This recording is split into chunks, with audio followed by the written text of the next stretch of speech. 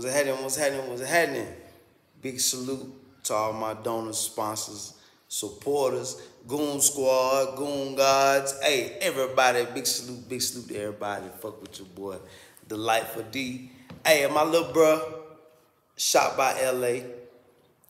Shot by LA at Instagram, shot by LA on YouTube. Yeah, big salute to Lil Bruh. Big salute to Polly D. Big salute to Frank and Lil Joe. Them two, my cartoon artists. Dwight the Mentor. Big salute out there in Sierra Leone. He just touched down. You know, bruh out there getting it in. Dwight the Mentor on YouTube. Film Local GA on Instagram. At Film Local GA. Big salute, Madam Claire. Hey. Big salute. Big salute to my big brother. Yeah, he on the move right now. You know, gangsters move in silence. Gangsters move in silence. Goons for God. GFG. Might use that later on, but if somebody steal the fucking y'all go ahead and have it. Goons for God. You know what I'm saying? So, big salute to my big brother, JT the Bigger Figure. AKA Big Panamera. BKA Locks is home. Glocks is on. Aye! Big salute, big bro. Big salute. Yeah, big bro on the move for the team. Waiting on everybody to show up. Early morning, getting this water in me. You know.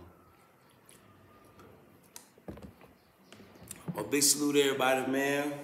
I love y'all, man. Anybody I forgot, you know I love you. You know I love you. Get into this book, y'all. This thing getting juicy. You know, I'm turning into a bookworm anyway, so I'm like, shit. If I read, I might as well keep everybody up with me.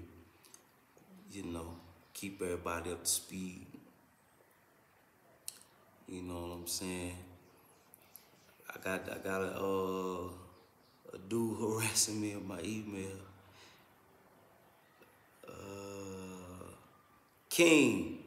King, big salute, man. I'm get back to email. You see, we got a lot going on. I'm gonna get back to your email, but just do your research on. Still do your research on Burkina, cause I will be back. But start doing your research on Nairobi, Kenya. Yeah, Nairobi, Kenya.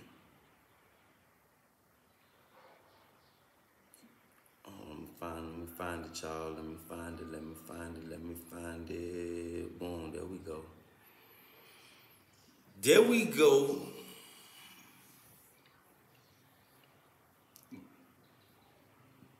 And continue where we left off yesterday.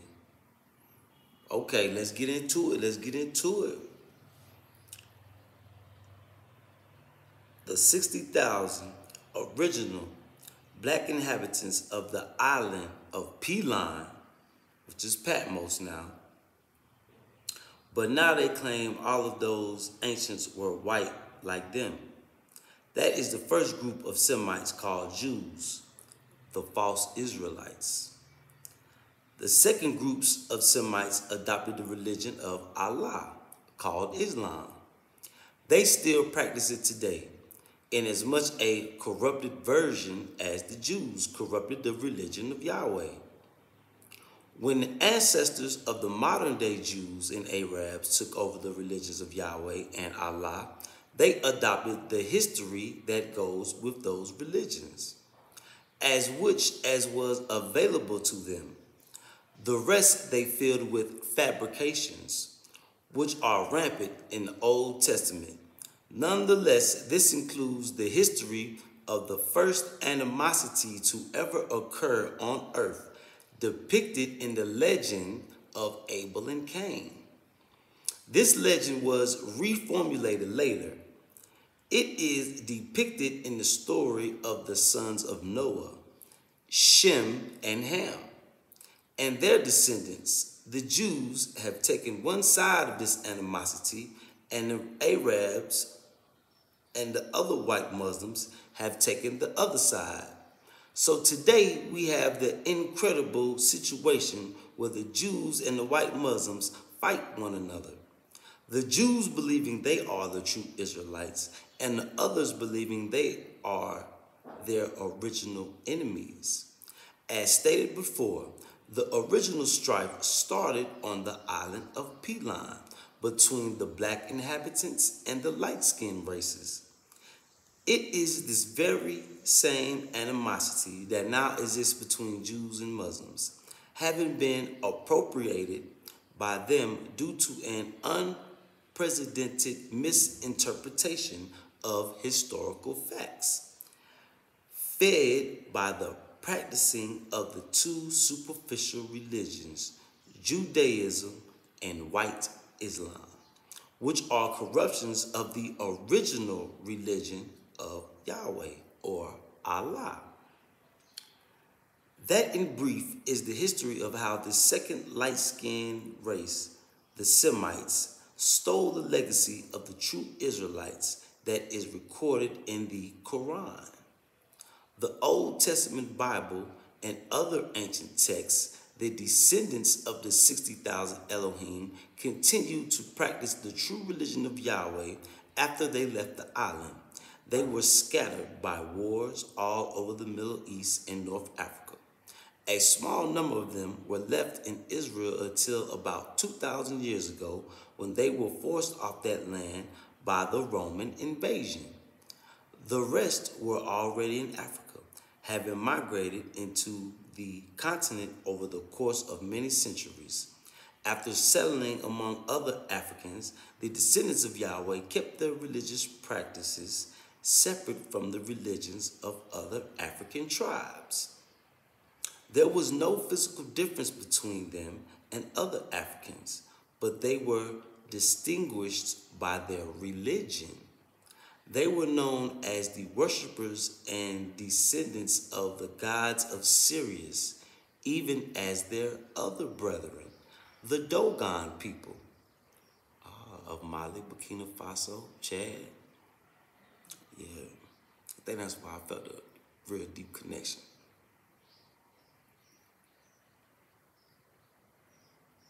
Are still known today. The fact that the Israelites separated themselves religiously from other Africans caused some measure of resentment in the people who had been living in Africa longer and worshiping other gods. The ill feelings were nevertheless not deep enough to cause violent hostilities between them. But this religious exclusiveness of the Israelites worked against their favor when Caucasians and Arabs entered Africa later on and introduced the evil form of trade called slavery. The Israelite Africans, due to living in small communities spread over many African countries, became easy targets for slave hunters. They were hunted and captured mostly by the light races, but in some instances, non-Israelite African chiefs made wicked deals with the white slavers to capture the Israelites and sell them in order to save their own tribe's people. We forgive y'all, brothers and sisters. Don't even worry about that. We forgive y'all. This unfortunate situation resulted in the Israelites being the most enslaved of all Africans.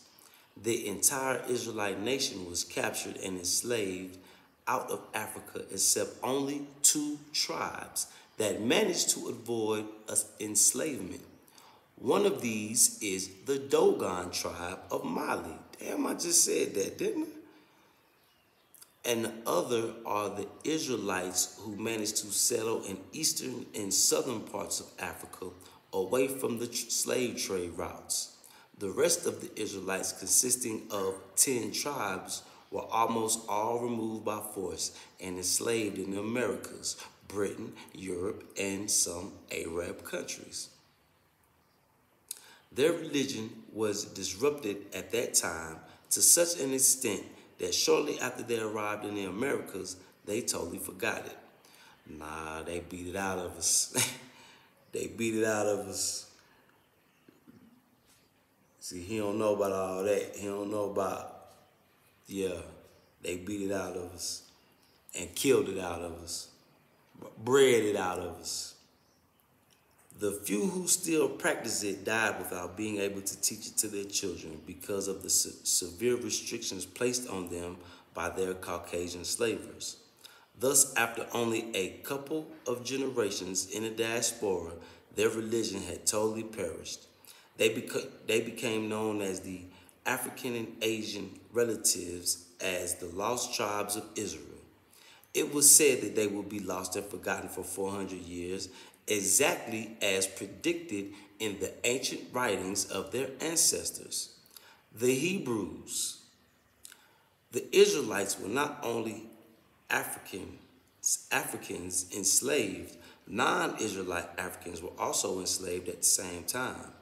After they had all been enslaved for about 2 generations, they all lost their cultures and religions, except for isolated small groups here and there who kept the flames alive at great cost of life and limb. Yeah, because they'll cut your arms off, they'll kill you in front of everybody. The slaves separated the people in such a way, the slavers separated the people in such a way that they had no common languages, even to the point of separating children from their mothers. As a result of this, there was widespread intermarriage between Israelite and non-Israelite African slaves. This caused an increase in the Israelite population. In other words, when a non-Israelite African slave married an Israelite, their children naturally became Israelites, either through their mother or father. The Elohim considered such children to be their descendants, as they were recorded as such in the book of life by the angels of Yahweh, who are responsible for keeping track of all the births of their descendants. So widespread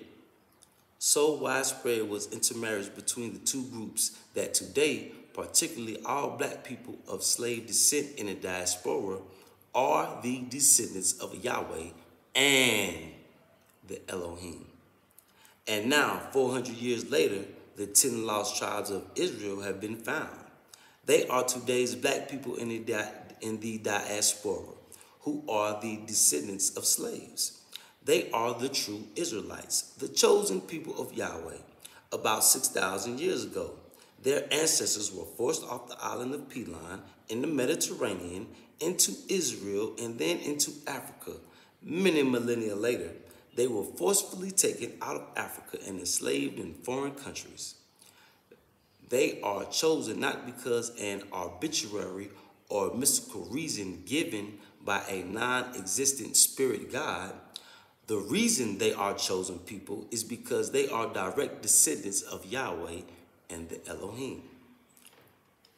15,000 years ago, about 9,000 years before Yahweh was born, the king of the earth built the structures in present-day Gaza, Egypt, known as the Great Pyramids. There are 3 of these pyramids, symbolically representing the leadership of our nation, the elders, the chiefs, and judges. The first to be built was the smallest one. It was the most sacred of all. It was the most sacred of the 3 and represented the 24 elders. The second one in the middle represents the 144 chiefs, and the largest one represents the 144,000 judges. The Great Pyramids were built to have 7 functions. There go that 7 again. There go that 7 again. The Great Pyramids were built to have 7 functions. Their highest function had to do with the facilitation of divine unity during certain important rituals. Their lowest function was as generators and distributors of energy for the great civilization of the ancient Ethiopian Egyptian kingdom. Another one of their uses is important to these discussions. They were used as resurrection machines. This particular function was built into their construction in anticipation of the birth of Yahweh, the God of the light races. They were used to transport the souls of the 60,000 gods, Yahweh and the Elohim, to the star Sirius. Yahweh and his angels died at a time when black people no longer ascended consciously. At the time they were born, our ancestors had already deteriorated their bodies for about 44,000 years, making it difficult for people of his generation to die without losing consciousness. Since then, all people who die lose consciousness at the moment of death. Some regain it quickly, others sleep for a long time before realizing they are dead. That's real, and it makes sense. And it makes sense. That's what got people confused with, life after death. Cause you could do it, just don't know how. Before Yahweh's time, all people died by willingly laying their bodies down at the end of their life and consciously ascending to the minds of the elders. That was the time before the mass exodus of people who deliberately isolated themselves from civilization. Their bodies were still perfect then. They all lived to be around 7,000 years old. Boy, there go that 7 again. They stopped aging when they were between 16 and 28 years old. Senior citizens, those older than 6,000 years, appeared to be between 25 and 28 years of age. All other adults who were under 6,000 years of age appeared to be between 16 and 25 years old. By modern looks, except that they were much taller and incomparably more beautiful. Their skin color was the smoothest, deepest black. Woo! The smoothest, deepest black. The men were about 7.5 feet tall on average. That's what they be talking about. They be finding them bones and them giants and stuff. Them was us. We tall people anyway. And the women a few inches shorter.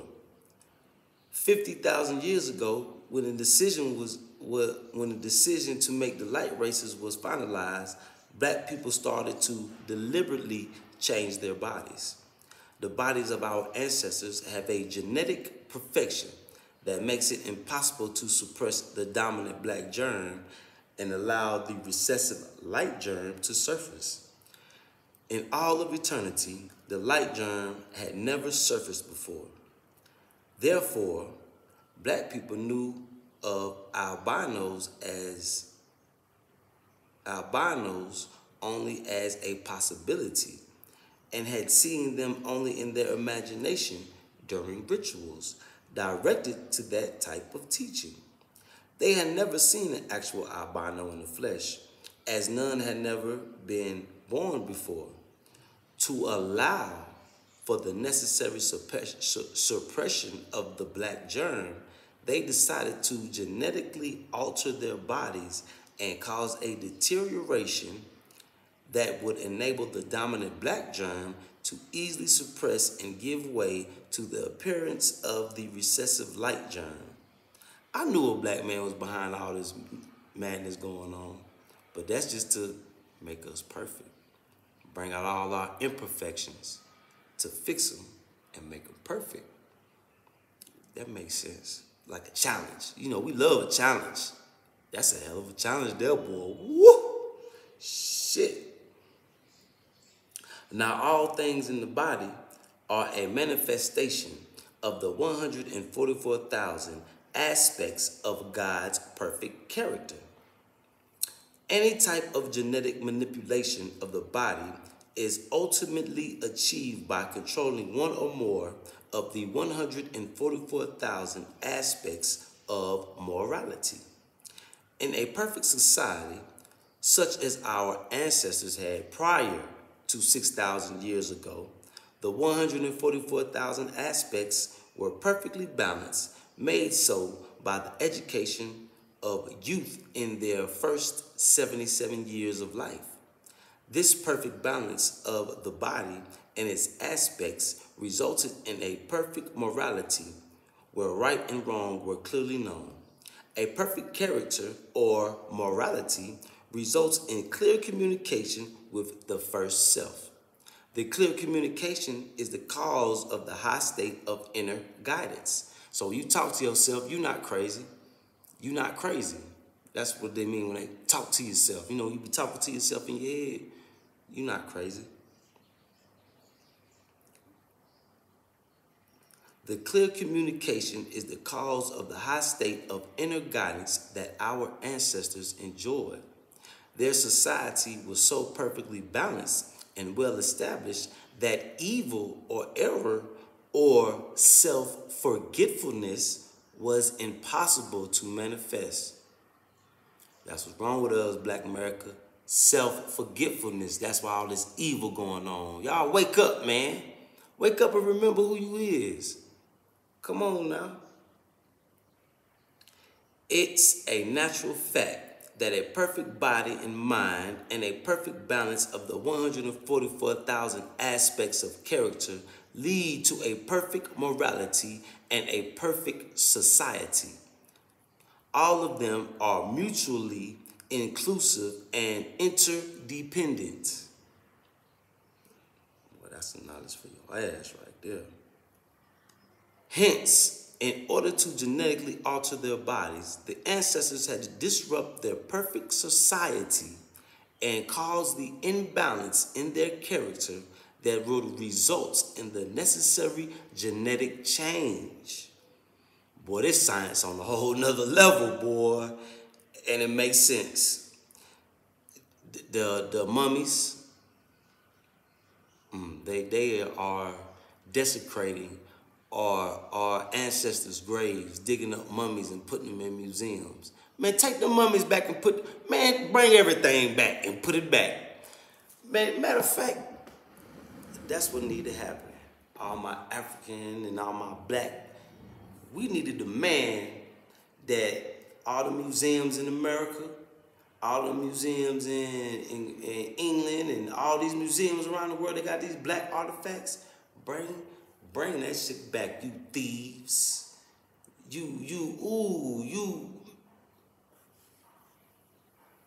But when you come, see, that's one thing about when you come to Africa, boy, you learn the truth, man. That's why they've been trying to keep it a secret. Because they know this shit, it go deeper than slavery. It go deeper, y'all. It go deeper. All we gotta do is demand our shit back. We want everything back. Everything from all the chiefs, all the kings, and the golden chairs, and the statues, and the vases. We want to bring it back and put it back where you got it. That's what we need to demand as all Black people in every country all over the world. And they got a nerve to come smile in our faces. And as long as they got that money, though, you know, we gonna bite. Man, it's deeper than that money, man. They need to bring all our stuff back. Man, look. It need to be free flights for all African Americans to come back to Africa and learn your people, man. These are people, man. These are people they took us from. I'm seeing relatives every day. Only thing is I just can't really talk to them. Like when I was in Burkina, man, when people ask me, well, do you miss America? I'm like, man, not enough to go back, because being here is like I meet family I didn't know. I'm seeing family I didn't know. I got certain vibes with people. You know what I'm saying? Some of them good, some of them bad. You know what I'm saying? Same thing in Kenya. I'm like, man, these are people, man. These ain't, you know, the village people they show us on TV that look rough because they've been working hard all day. Why they don't show them on the weekend, on the Saturdays and the Sundays, when they go home and get fresh and go step out?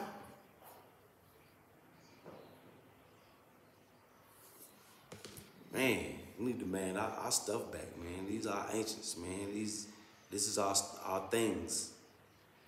Yeah, these are our items that our ancestors left for us. You know what I'm saying? To build off of, to to give us inspiration. Man, man. Okay, let me find my place. Hence, in order to genetic out their body, control. That said genetic change. The ancients decided, therefore, that in order to corrupt their perfect bodies, to allow the recessive light gene to emerge, they had to live far away from their perfect society. So they had to move away from civilization and live in these surroundings that will cause the necessary genetic mutations needed to enable the deliberate suppression of the black germ. So, 50,000 years ago, many people volunteered for a self-imposed isolation. Many people moved from the major cities of the world away from civilization into the wild areas of Africa, America, Asia. Asia and the Americas were geographically different then than they are now. During those days, the large island of Australia was part of a large continent in the Pacific. The Caribbean islands were also a part of another continent in the Atlantic. Both continents had since sunk under the ocean, changing those areas of the earth to how they look today. The two continents were occupied in those days by some of the people that volunteered for self-isolation.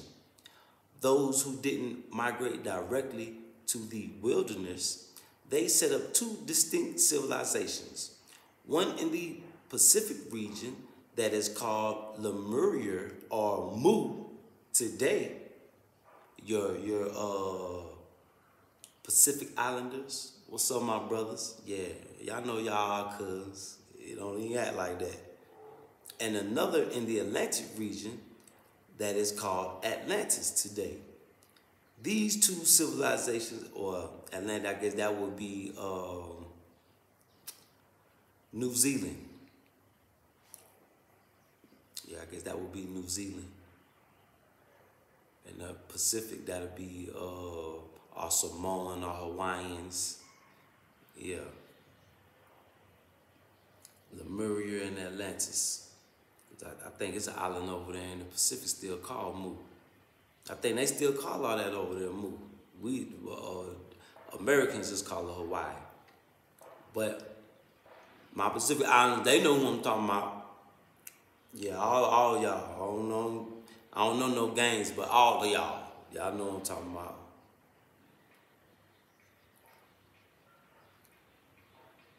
Some people buy to sell by their stuff. Let me find my place, y'all. These two civilizations started off as being imperfect. They were based on an imbalance of our 144,000 aspects of morality.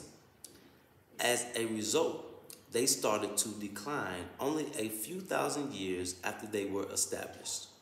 The 144,000 aspects of morality are the foundation of God's temple, the human body. The aspects are reflected in our genetic structure by the strands of DNA. Modern scientists have discovered two of these strands. These are the only two that are active in our body in this age. Hidden alongside the two are 10 inactive strands of DNA. We have 12 strands of DNA in total. Each strand is the basis or reflection of the 12,000 aspects of our creative nature. The 12 strands, when they are all active, account for the entire 144,000 aspects of creativity or morality.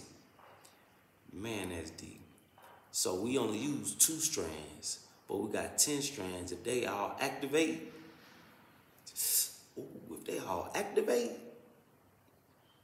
oh man, oh man.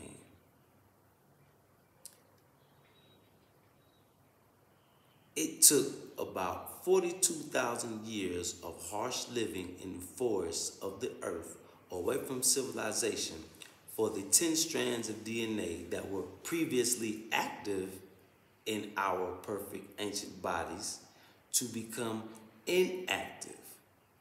That left only 2 active. That is the condition in which our bodies are today. The people of Lemuria and Atlantis established great material civilizations, but they were not destined to last because of the imbalance in the people that created them. But it's a long chapter. It's 268. Yeah, we're going to read 268. We're going to stop at 269.